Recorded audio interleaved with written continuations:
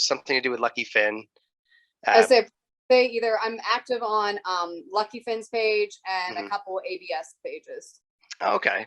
All right. Yeah, that's probably how it is. And I, of course, being a teacher myself, and I saw that you're a teacher, I'm like, this is pretty cool. I definitely want to talk to you. So, one of the things I've been doing with the website Differently Abled is just trying to take some careers that are popular and try to find examples of people who are different and who have done those careers, and try to find examples. So if somebody wants to be a firefighter or wants to be a teacher and they're like, well, I can't do that, people will look at me different and they'll judge me, and I won't be able to do it. I want them to have, especially with Joseph, I want him to see someone that looks like him. Right. So that's kind of my desire here to talk to you today, is just kind of get to know you a little bit and, see what you're all about. Happy to. So tell me a little bit about yourself. I know a little bit about you, but tell me just a little bit about you. My basics, I guess. I'm 41, so I've been dealing with this a little bit for most of my life, all my life now. But for most of my career, I got into music probably when I was first grade or so. It was my mom's dream to play the organ. So I had to have organ lessons. I couldn't have piano lessons like all the other little kids. I had to take organ lessons. So she signed me up for organ, and we found like this amazing teacher. And so then I kind of did that on and off for a few years. I tried to take band in middle school, late elementary school, but they wouldn't let me play flute, and they wanted me to play bells. And I said, well, I already play organ. I know how to play a keyboard. I had no interest. He wanted me to play trumpet, and I said, I don't want to play a boy instrument. So I skipped band entirely at the time and went into choir. So then late middle school, we found out I could sing, which was a surprise to everyone. And so I decided to major in music education. And so that means in Pennsylvania, where I trained. Now, certain parts of the country, when you train in music education, you get to pick, like, I'm only going to train in choir, I'm only going to train in band, I'm only going to train in orchestra instruments. In Pennsylvania, you have to be certified K-12 all music. So you have to be able to learn every band instrument, you have to learn every orchestra instrument, everything. So when I got to college, then I had to buckle down and be like, okay, I'm going to learn these stupid band instruments. And so I learned all of them. My woodwinds teacher was very good about, at the time, she would just hand me the woodwinds instrument and she'd say, see what you can do with it. She said, I know there's some, figure out what you can do with it, which was kind of nice because I hadn't had a good experience in middle school with it. So I would take home the instruments and I'd play with them. And if nothing else, I know my fingerings, I know how to teach them. So that kind of really helped me get through that part. And all the brass instruments I can play, because you only need one hand to play a brass instrument. So that was pretty easy. Learning some of the drums, sometimes rolling was a little difficult to learn. Some of those things I could have mastered if I wanted to, but I don't know if you've ever tried drum set in your life. It is hard. It is extremely hard. And so I had no desire to pursue that.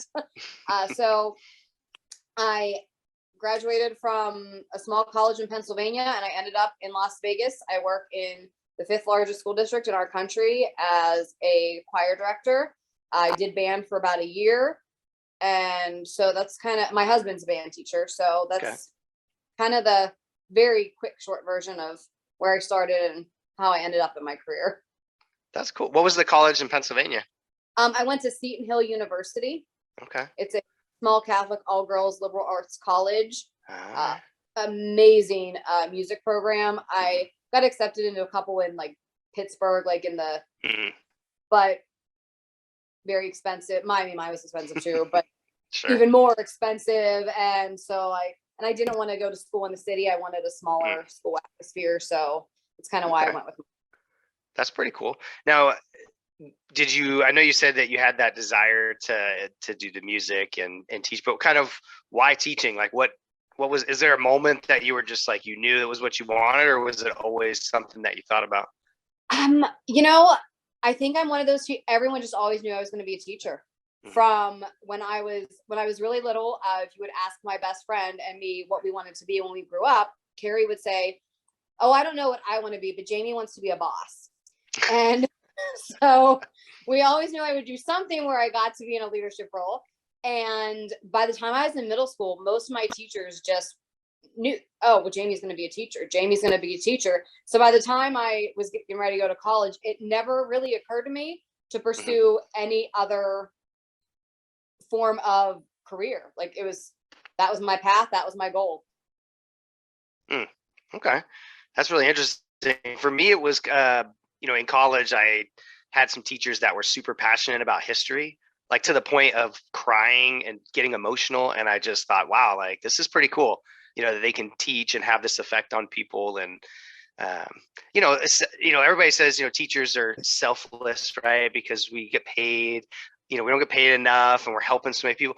And I remember going into it and thinking like teaching is the most selfish thing in the world because I get to help all these kids and make a difference in their life. And, when you see, especially with high school, when you see them, graduate and progress, you have that Yeah. sense of pride. And you have obviously, I imagine it's like the same feeling that a parent gets when their kid, makes it big and, they kind of, so for Right. me, I always, that's the great part about teaching is seeing kids, get it and, kind of move on and be successful. So, and what grade is it that you teach? Sixth, seventh, and eighth. Oh, okay. So those formidable years. Yeah. Right. Great years. Yeah. Those are tough ones. Those are tough They, ones. they are, but I'll tell you, Very tough. you really see them grow because they come in Hmm. sixth grade and they're still like elementary kids. They're still young and they're still trying to find themselves. And usually Hmm. eighth grade is kind of when they've started to find their jam and find who they're going to be and what they're going to pursue. And so it's a very interesting 3 years. Okay. Well, middle school can be brutal. Uh, was it brutal for you? Like, was it hard for you growing up in middle school or school in general? Um, I was definitely not the cool kid. So I definitely had my struggles. I always say I fell in the middle. I mean, I had a good group of Mhm. friends all the time. Like I was never completely like ostracized or left out in the cold, but I was definitely never part of the popular crowd. And so I just kind of fell somewhere in the middle and I did my Mhm. own thing. And I can remember always just thinking to myself, I was like, it's not going to be like this forever. I know there's way more beyond my small town school. And I knew someday it would all be fine. And, Mhm. I went through ups and downs. I think middle school was probably the Yeah. hardest as Oh for most yeah. people, Yeah. you know? Mhm. And yeah, and so then I just kind of, I just always knew, it gets better. It gets better. This is not, I was like, this is not what life is. Yeah, no, that's true. And the reason I ask is I just think about like, why for me high school, for you teaching middle school, like obviously you could teach anything. You said you had Right. what, K through 12 you can do, so you obviously could do it all. So I'm just curious because like for me is high school was probably the most important part of my life, and having teachers that supported me and helped me, and so you kind of want to, you just see yourself like I want to be that guy for somebody else. Right. So that's kind of cool that you're doing the middle school stuff. My middle school choir director was also my high school choir director. Oh, And nice. she's the one that pushed me into, she was the one that will always say, you need to do music for a living. Like, this is what you're going to do. So I think for me, since I had her all those years, Mm-hmm. like it started for me in middle school. So, cause I came Okay. from a small district. So she had to do both levels at the time. So Okay. she was an impact on me for a very long time. That's pretty cool. That's nice to kind of full circle. So that's pretty nice. Now, besides teaching, what is it that you're into? Is there any hobbies or things that you're My obsessed gosh, with outside of teaching? what am I not into?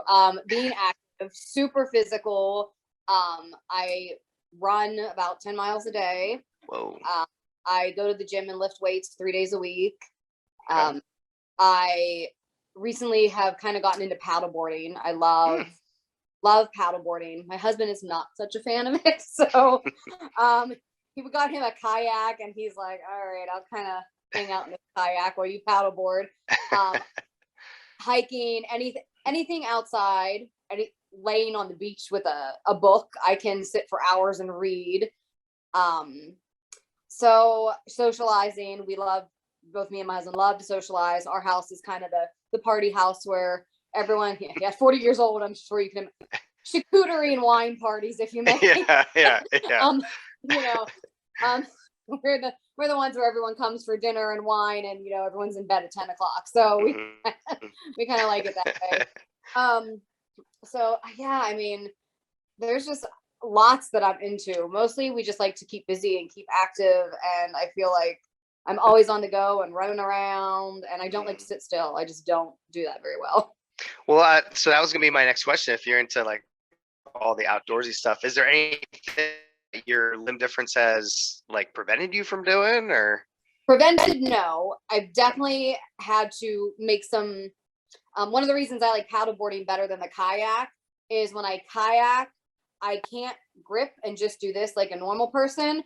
I have to push, and then I have to pull back my wrist and push and pull. And I was like, this is a pain. And I don't like the sitting part aspect of it. So the paddleboarding, I just do with one hand, and I kind of guide it a little bit with my other hand. So it hasn't by any means stopped me from, I can't think of, there's only one, I always say there's only one thing on this earth I've ever wanted to do that I can't do with my hand, and that is peel potatoes. True story. Potatoes are very difficult to peel. But otherwise, there's nothing I haven't figured out a way to do. And if I really want to do something, I usually will figure it out. So yeah, even like I figured out the paddleboarding. I grew up boating. My parents were boaters. And I was in charge of the anchor and hauling up the anchor and doing all that kind of stuff. And when you're born with it, it's very easy to figure out your adjustments because you don't know any different. So it's second nature. I can't think of many times where I've had to stop and really be like, okay, how am I going to do this? I just do. I just pack it and go after it. And if something isn't working, then I'm like, okay, wait a second. Maybe I should look at this. But otherwise, I mean, weightlifting was a little bit challenging sometimes. And I've had to I've tried multiple things over the years to really be able to comfortably do weightlifting. But my brag moment, I came in second place in the Badass Dash a couple years ago. It is a 30 obstacle 10K race that we had here in Las Vegas. And one year that they did it, they had a straight rope. And I'm like, oh man, I don't know how to climb a straight rope. I went and I took lessons, and I found out, I figured out I got a personal trainer, and I figured out how to climb a straight rope. Wow. I have a massive scar on my arm because I would hold the rope and I'd slide down the rope, and I leave a major scar, but I learned to do it. Yeah. Well, it sounds like, enough determination. You can definitely kind of figure it out. Yeah. And we were talking before we started, chatting on here. I was telling you how Joseph just got his first prosthetic, and it's not a traditional one. It's made specifically for the bike. We got an ATV, and even on the bike of the ATV, he's probably about from right here on his left hand is missing. Okay. And so it's kind of too far where he can't really push comfortably. And so he can kind of do a little bit on the bike, but if it's on like rocks or the grass where it's a little bit harder and you got to push a little more, or even the ATV. So the prosthetic he got, clips onto the handlebars, and, but it's like you said, when you're born with it, you don't really know any better. So I can see the apprehension in his eyes, and maybe he'll take to it, maybe he won't, no pressure. It's kind of up to him. But, it's always interesting for me to talk to people that have gone through different experiences. Like you said, weightlifting. I always love watching. I don't know if you're familiar with Shaquem Griffin, the football player. That's he has him and his brother. He was in Seattle, and then he was on my Dolphins. So I was pretty happy when he came down here.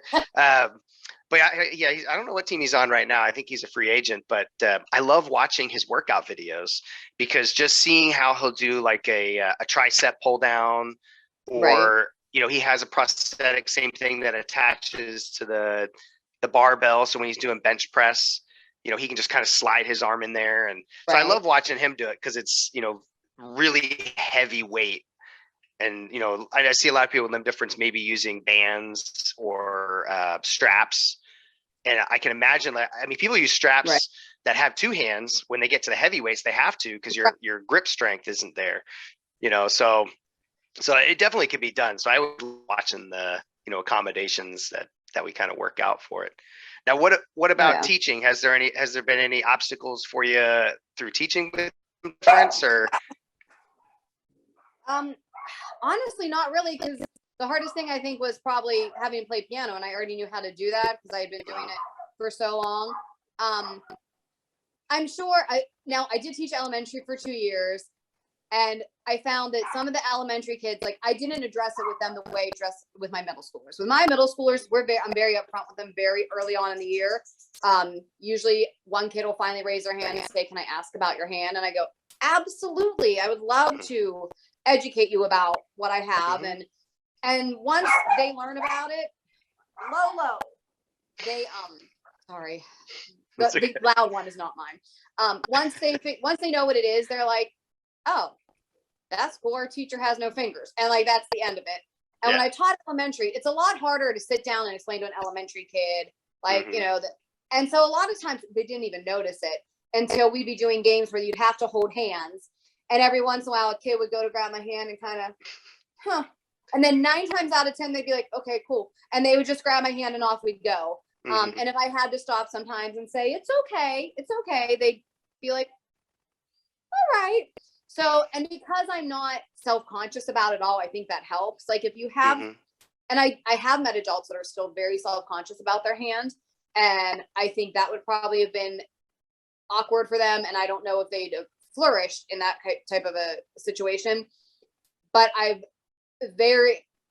it's funny. I have body dysmorphia. I struggle with my weight and that kind of stuff, how I look in that aspect. But the one thing that I've always been incredibly confident and not the least bit conscious about is my hand. That is the one thing that has never bothered me. And I don't know. So with the kids, it hasn't even really been an issue. Have you noticed with like coworkers, or, you know, maybe like your principal, do you notice they treat you differently because of it? Like, try to give you more time on stuff, or? I do have a couple of funny stories about that. So my very first principal, he hired me by phone. And so in my mind, I'm thinking, "Oh my God, this guy's going to meet me and be like, what did I do?"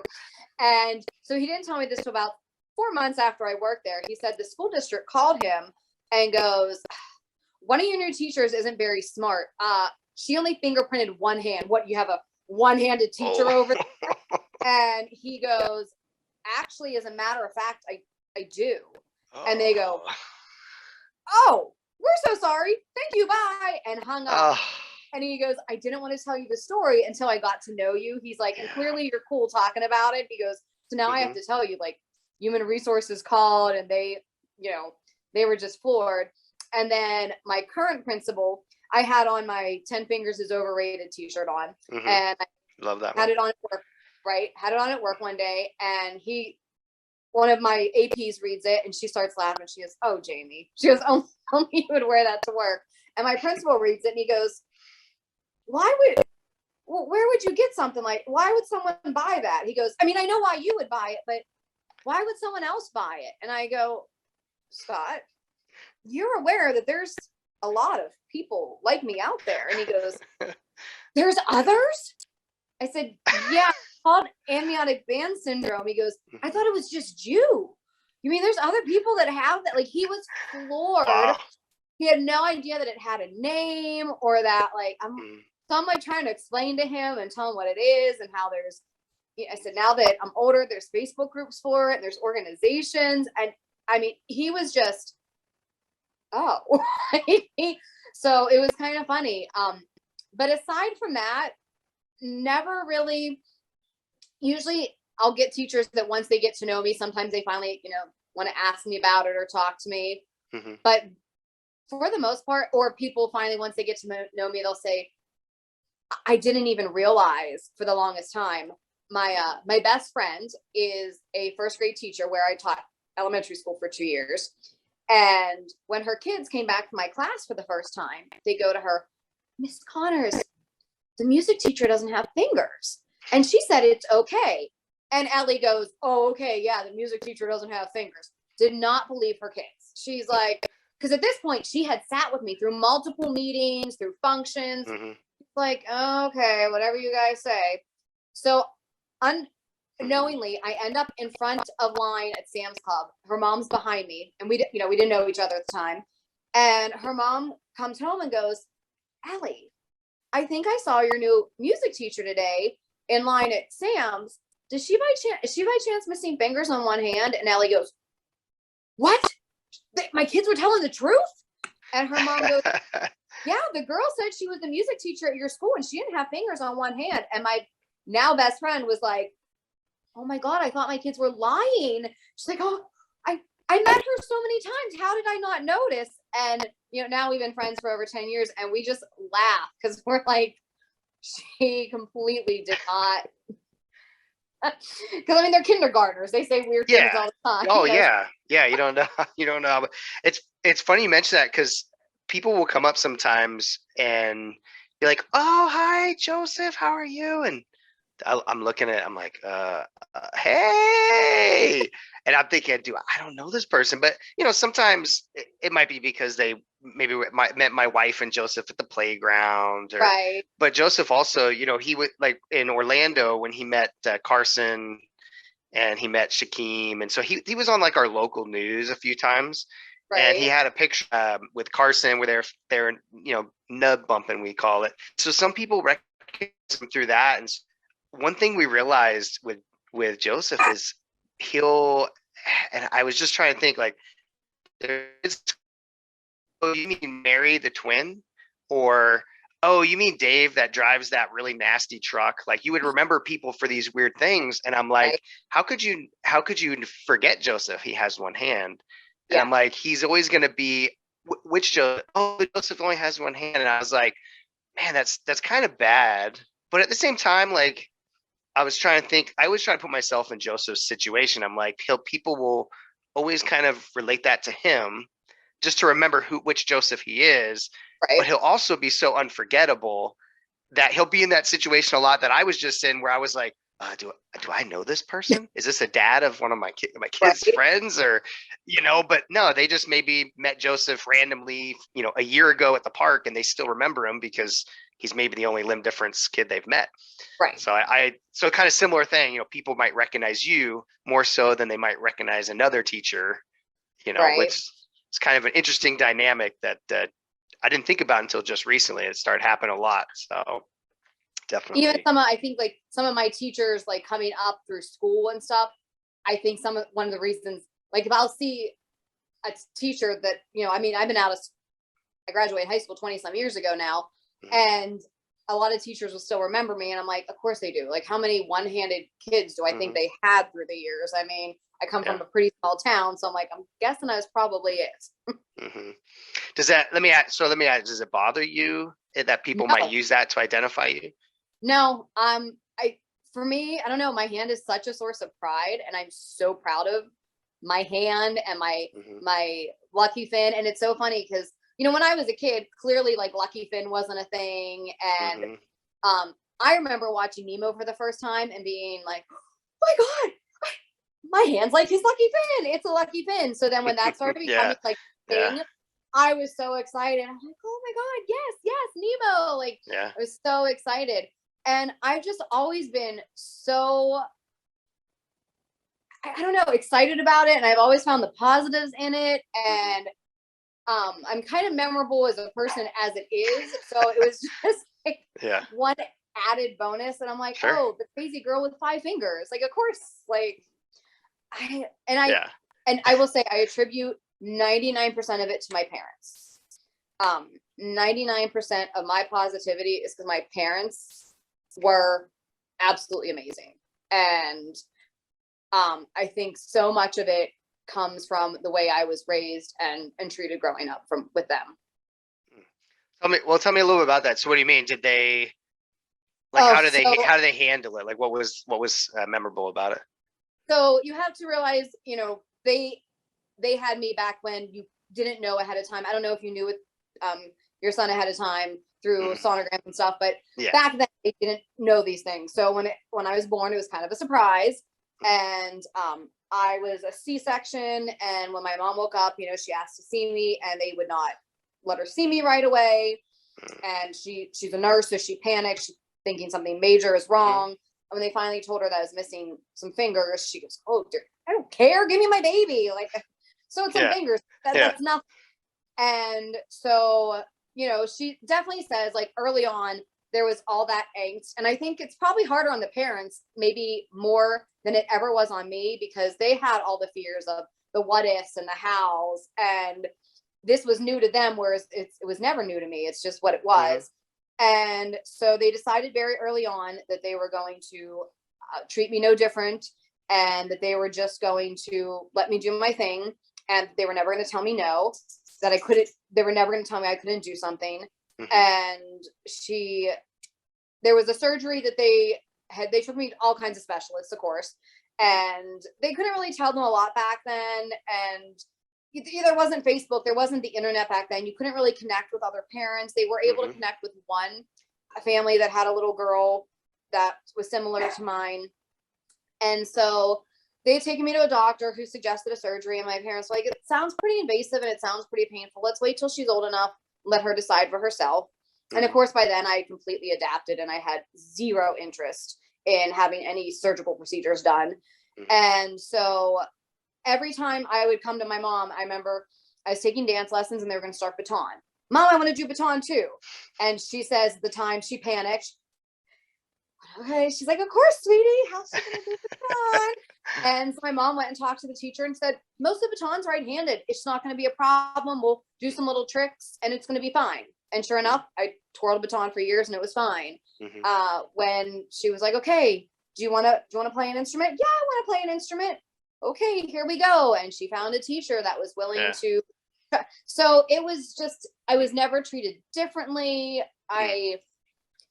It was just, they were always so positive about it, and they didn't let me see it as a handicap. And so I never did see it as a handicap. They never referred to me as handicapped or disabled or any of those types of words.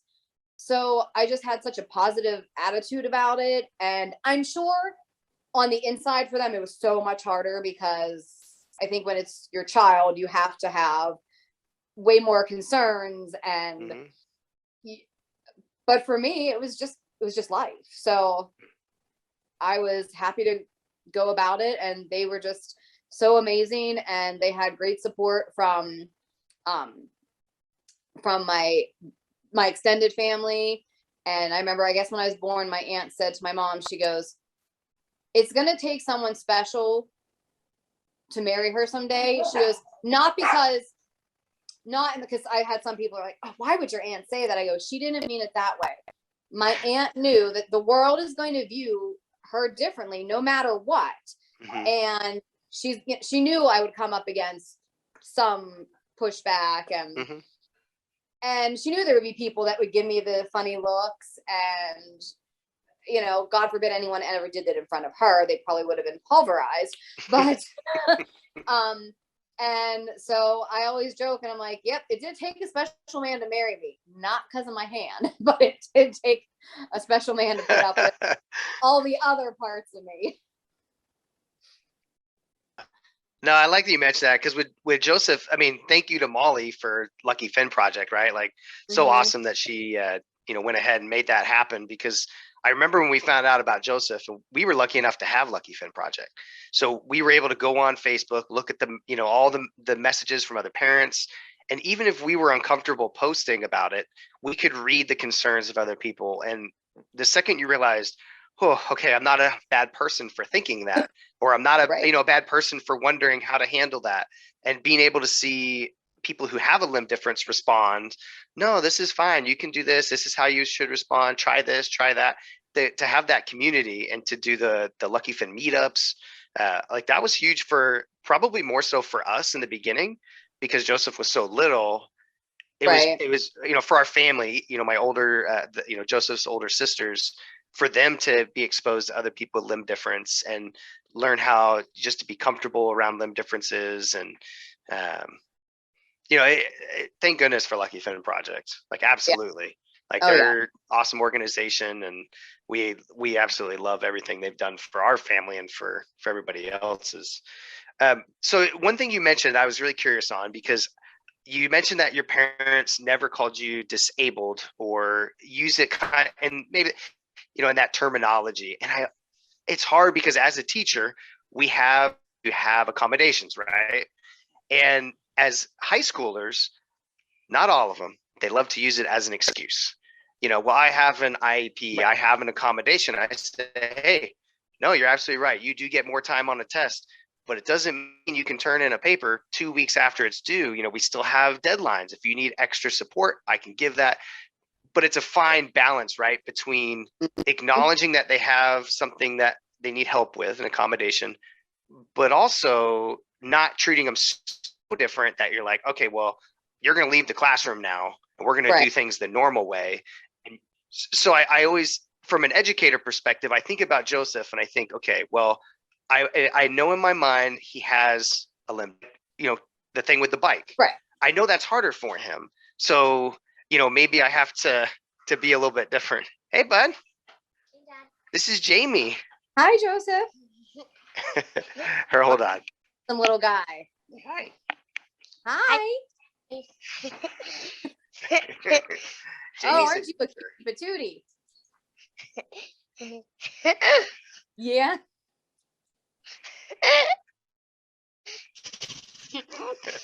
Oh. I can't hear anything you're saying, so it's just the two of you having a conversation. I can't tell. You can't tell. What are you doing with that mic? You don't know? Yeah. I was telling Jamie about you riding the bike. That the balance bike you have, the white one. Yeah. I was telling her about you riding it. I'm only better at doing it. You are pretty good at doing the bike, yeah. Yep. It just takes practice, right? It's a lot of fun, isn't it? I do practice. You do practice, yeah. Well, that's all it takes is practice, right? Do you like the bike riding? Jamie can play the piano. I do. You do? This guy is the piano. Oh, see, you need to get into instruments. You like music? Yeah. Yeah. What grade are you in, Joseph? I'm not in school yet. You're not in school yet. Oh, are you in preschool? I'm starting school. Oh, you're gonna start? Okay. Are you excited? Yeah. Oh, what do you think your favorite thing's gonna be to do at school? Mm-hmm. What's your favorite thing to do at home besides? I heard the dog. You hear the dog? Oh, is that yeah. the dog barking? Yeah. We have ducks, don't we? Yeah. Joseph we call him the duck whisperer. He's really good at cuddling the ducks. Yeah. Oh. Big ducks or baby ducks?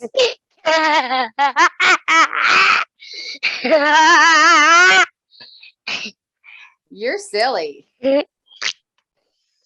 I know. You know? Joseph's practicing his evil laugh. That's his evil laugh. Oh, that's a good. Oh, that's pretty good. I don't know if you look very evil though. You don't know? Yeah, I think so. It's not very believable when you have that big smile on your face.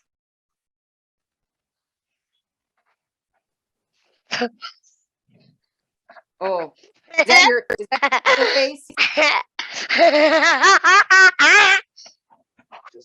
Jamie likes to run too.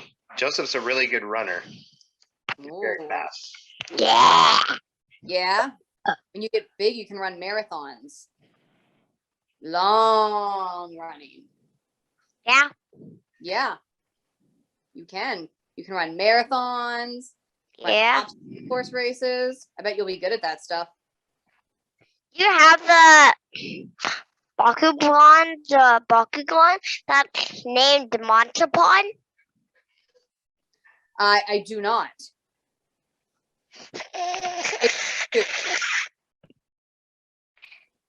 Yep, Joseph's a huge fan of Bakugan. Oh, yeah, I hear my kids talk about it, but I am not. I'm not cool like that. Yeah. Yeah. That all you're gonna tell me is a lot of yeah and no.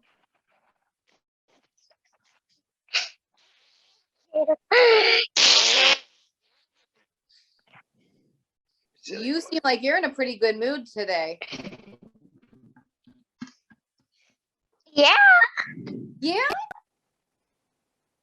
Yeah. Tell me some other things you like to do. You don't know? Do you like to read? Do you like mom and dad read to you? No. No. I don't usually read. I don't read a lot. You know, No. I don't read a lot. No, you don't read. Do you like to go outside and I jump? don't read a lot, You like to run around outside? Okay, I'm out of here. Okay. Bye, Joseph. Bye. All right, bud. We'll see you later. You close the door. He's like, no. Love you. Oh, that. Oh my gosh, she's adorable. Yeah, typical 4-year-old boy, right? Right? You're gonna be in trouble for totally other reasons than his fin. Oh, he gets yeah. older. Absolutely. Well, so I was saying right before he walked in, trying to find that balance between accommodation versus like enablism, right? Like I don't want to ignore the fact that he has a limb difference, but I also Right. don't want to point it out and Right. be like, oh, well, Joseph, you have a limb difference. You can't do it exactly like that. Sometimes I'm like, do I just not say anything? Do I acknowledge it? Because it's kind of a fine line. And even that word differently abled, the reason I like that word is, it's just a different way of being able to do something, right? Yep. But if you ask somebody who has a limb difference, it's 50-50. Some of them are like, no. Differently able just means it's people ignoring the fact that we have, an accommodation that needs to be done. Right. So it's like, it's so hard, but it's the same thing as an educator, right? Like I was saying, you have to find that balance between, is it an excuse or is there a real need for an accommodation? Right. So I'm curious your opinion on that. Like, how do you personally with education deal with it? And what's your thoughts on limb difference? So I did actually get to teach a kid once that had a limb difference. Mm. And he was in my show choir, and I would tease him all the time because when we'd be dancing, like sometimes he'd put one hand up and not his limb difference. And his was similar to Joseph's. It stopped about his elbow, and he had like almost like the claw at the end, like that style. Yeah. Mm-hmm. And and he had known in elementary school that he was going to have me as his teacher eventually. And when he would be in show choir, I'd be like, Justin, get your arm up. Don't play that game with me like you can't lift it up because that's not going to work here. And his mom was, yes, like she loved it because, she's like, fine. I was the one teacher that was definitely not afraid to say anything. Mm-hmm. And I think the only times my parents ever had to step in, if I felt I needed help at school or I felt a teacher wasn't accommodating me properly, then I would go to my parents and say, this is a problem. I do need your help. It happened probably 2 times my entire life, once being in high school and once in college, actually. Because 90%, I can handle it on my own and I can make my own accommodations. Or a lot of the times, I like to assume most educators were intelligent enough to look at me and know that, okay, sometimes we're going to have to make an accommodation. Mm-hmm. And I remember I broke my right arm in kindergarten, and that's when you had to take the bubble tests. And so, I didn't have great control at the time with my left hand. And so they would tell me, Jamie, just put a little dot and we'll fill it in for you.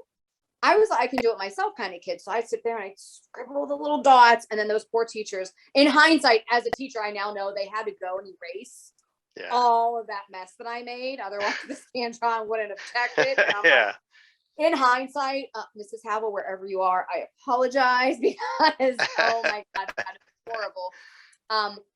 But I just so strongly, 504s weren't a big thing when I was a kid, and I don't know if my parents would have wanted me to have one or would have put one in place Hmm. because we just always went with the nope, there's nothing wrong with her. It's just some things are going to have to be done differently. And they were very big on, they never wanted any labels on me. They never Hmm. wanted that type of thing. And I have never wanted Hmm. any labels put on me. And so, I mean, yeah, I prefer the differently abled, and I do not call it a disability because to me, a disability prevents you really from doing things. If you have a disability, then there is something preventing you from walking, and there's Hmm. nothing that you can change or no adaptations you can make Hmm. that are going to give you the ability to walk. Or Right. if you just, to me, yeah, disability is something that there's no chance of you being able to do it Hmm. of your own accord, Yeah. and nothing that I can't accomplish or can't figure out. So to me, I'm like, no, it's not a disability. I don't, to me, it's a negative connotation. I just don't prefer it. Yeah. Yeah. Yeah. It's like there's not really like a one right answer, right? Because Right. everybody's different, and that was one of the struggles that my wife and I had when we first found out about Joseph. It was like, well, how do we address it? Like, how do we explain it to our kids? And because he's born that way, Mm. it's almost like you don't have to address it because he doesn't see it that way. He's always been that way. I could see if he always had two hands and then he lost one, that would be a harder transition, like you were saying. Oh, much different. Definitely. But yeah, and same thing in school. And I don't mean this that Joseph has an advantage, but we all have something inside of us that might be, let's just call it an issue, or something Right. that struggle that we have. It could be a mental struggle. It could be that we're dyslexic. Absolutely. It could be that we have body dysmorphia, right? Like there's Right. so many things that are not visible to the naked eye. And as a teacher, I find myself, especially with seniors, like, I'm pushing, and I just come at them like, hey, you're supposed to turn this work. I don't understand. Why didn't you turn this work? And if, after talking, eventually I get to a point where they're like, well, listen, Mr. Ted, I've been having some stuff at home, and then I'm like, oh, I'm such a jerk, such a jerk. Right. But at the same time, like, my first instinct is to just push because they're teenagers, right? And so, but then maybe they do have a learning disability. I don't like to even look to see if they have an IEP or a 504 because I don't want to, like you said, I don't want to label. They'll usually tell me if they have one, and then I'm like, okay, what do you want me to, like, what do you need? And most of the time they're pretty good. But same thing with Joseph. I just don't want it to be an excuse, but I'm aware. So, if it got to the point where he's like, no, listen, Dad, I have tried and I cannot do this, and no accommodation is going to help me to do it. I could accept that. I just don't want it to be an excuse. Like you're talking about with your parents, they, you found a way, they were willing to let you kind of try and fail and adapt on your own. And when I was talking to Carson Pickett's parents, they had the same mindset. They were, I can't do this, or no was never an option. We'll figure out a way. We'll figure out a way. And I'm sure there were times where it was like, let's try something a little bit different. And that's not a hard no. That's just, let's try something different. But Right. like you said, if you wanted to do the drums, you could Right. have figured it out, right? Yeah. But you have to have that the desire there. So it's such a touchy subject when you talk about disabilities, or a learning disability or a mental disability, or even people have depression. I mean, Yeah. that's something a lot of people don't want to talk about. And I've kind of caught myself with my foot in my mouth as a teacher a lot, because like I said, I just assume everything's going normal. And, and then I Right. find out after the fact, like, okay, there's more to that. And so it has helped me be a little more sensitive. When I talk to people, I don't assume they have something going on in their life, but I try to think, well, maybe I shouldn't be so so harsh. Try to be a little Right. more understanding. And but I mean, that's what makes educators is adapting and Oh, absolutely. kind of finding that adjustment. So But man, so let me ask you, with going back to education, if there was somebody who had some sort of, limb difference, or, maybe they had a severe disability, maybe they were confined to a wheelchair, or is there any advice that you would give to somebody that is thinking about it, but maybe doesn't want to stand in front of a classroom in front of a bunch of kids who might look at them funny, because right now they're in high school and that's hard to do? Right. So is there anything any advice you could give to someone like that? That more people in this world truly are understanding and kind than are nasty and judgmental. And I don't think, as high schoolers especially, you see that. But when you become an adult, you really do come to realize most people don't look at you as if it's weird, maybe with sometimes some curiosity and a desire to understand, but they don't look at you and with any negative thoughts. And to give people the benefit of the doubt and not be afraid of it, because it's usually more, it's in your head. It's not usually the people on the outside. Most people, and this is what I tell my kids about singing. I go, we are all very selfish and self-centered human beings. I guarantee you that the kid next to you is more worried about how they sound to listen to you. And I think that goes for everything. We're also worried about ourselves, that no one really cares if you're missing fingers.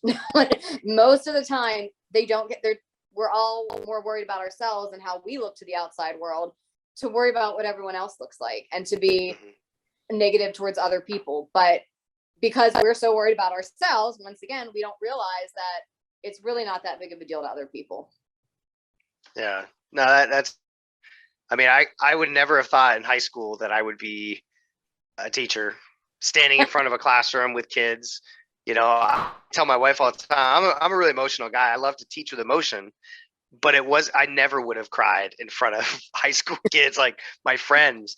But like, I teach virtually now, so I work for Florida virtual, but back when I used to be in the classroom, and I would talk about things like 9/11, and I talk about war stories, and like, I would just be bawling my eyes out, because like, I really felt a connection to that. And the kids, nobody laughed. Like, none of the kids laughed. These are high schoolers, and they would come up and be like, "Mr. Tidd, like, thanks for sharing about that story." It was cool seeing how like emotionally you got. And it just, I never would have imagined that I could have got to that point. So that's the closest I can come to like that situation that you're talking about. But right. Yeah. I teach about the Holocaust a lot. I recently oddly got into a lot of Holocaust classes. And so I incorporate a lot of that kind of into when I'm teaching my kids. Is one of the things we talk about a lot. And because 8th grade is kind of when they start to be introduced to World War II and the Holocaust. A lot of my 8th graders are learning about it, and we'll talk about it. And sometimes when I say to them, I go, well, if I'd been born in Nazi occupied Germany, I wouldn't have made it, because I'd have been killed when I was born. And they're like, what? And, I'm like, well, because, they know Hitler went after the Jews, but they don't necessarily know that he went after anyone that was different. So when we talk about it, I go, well, if you had a limb difference, I said that was not perfection in Hitler's eyes. So I get the opportunity to teach them that kind of stuff too. So I can understand how teaching history and how you can get caught up and emotional, because I very much enjoy being able to share that kind of stuff with my kids. Yeah, no, it's funny you mention that too. Have you seen the Netflix? It was like a little short movie, Forgive Our Trespasses. Have you seen that? It's so Knox Gibson is his name. He's probably 14 or 15. We always joke he looks like Joseph's older brother, because they look identical. Like when we look at pictures of Knox when he was little. He's from Australia, but Knox is right hand, I believe. And so the story is Knox is living in Germany, and this is during the Nazi occupation, and how he is viewed by his classmates, and how he has to kind of escape I think it's only like 20 minutes. So if you get a chance, check it out. It's on Netflix. But it was so cool seeing that. But yeah, I think about that too, and it just like it breaks your heart to think that I mean, I just can't imagine. Right. And I, Like, just, in some of yeah. my classes, I know they've talked about like sometimes nurses that would swaddle the baby so that no one could see the limb difference, and they would smuggle the kids out of Germany and get them on things, different ways to get them out of the country, because they knew when the kid was born, and they would swaddle it and then sometimes tell the mother even that the baby died so they could get the child somewhere to safety. Yeah, it's crazy. Yeah. I mean, you think about now how accepting people are. We have Lucky Fin Project. We have all these organizations that are able to connect people and support people. And I mean, heck, we can print 3D printing to make prosthetics. Right. The time we're living in is so fantastic. I can't imagine. It's got to be, 20 years from now, it's probably going to be the same thing. We're going to say, wow, look at how far we've come in the last 20 years. And I just can't imagine. It's, if anything, we've done a really good job those little ones that are coming up now, just being, having more available to them to support them. So. I know when it was probably right around when I got married. I had found Lucky Fin a little bit before, but I randomly went on Facebook and I'm like, I wonder if there's any groups for amniotic band syndrome. So I went on and I found some and I started joining, and I know I was so excited because I said, I know my parents didn't have anything like this when I was a kid. And I always have said, I just want to be able to educate parents, especially because I said, as a kid, I know that the kids, I know we don't feel it as much. And I want to be able to tell parents, like, it is okay. Your kid is going to be completely, the least of your worries should be that is nothing. There are way bigger issues in this world and way worse things that your kid is going to encounter, especially in school and the world that we live in now, than a small physical difference. That it should be the least of a parent's worries in this day and age. Yeah. That's so true. It's hard to believe that when you're just hearing about it and going through it. But once you get past, I mean, once I saw Joseph and how capable he was, then I realized it, that's absolutely true. Like, there's no doubt about it that he can do anything. And, and again, having examples like yourself to look to and be like, oh, okay, look, here's Jamie, she's on, social media, and I can connect with people that look just like me. And, so it's, again, another fantastic time that we're living in to make those connections. So, yeah. Well, Jamie, I appreciate your time here. I'm going to let you get going. And again, I appreciate you telling us a little about yourself and sharing those intimate details about you. So thank you for that. Happy to. I'm glad you asked. Like I said, that's all I've ever wanted to do. Just be able to tell my story and for people to hear that you can do everything. I've been through it all, and I came out on the other side perfectly happy. Thanks again for your time, and good luck with your middle schoolers. And thanks again. Power through to the end of the year. I know, we're right there. Right. All right, Jamie. Have a good one. All right. Bye. No, you too.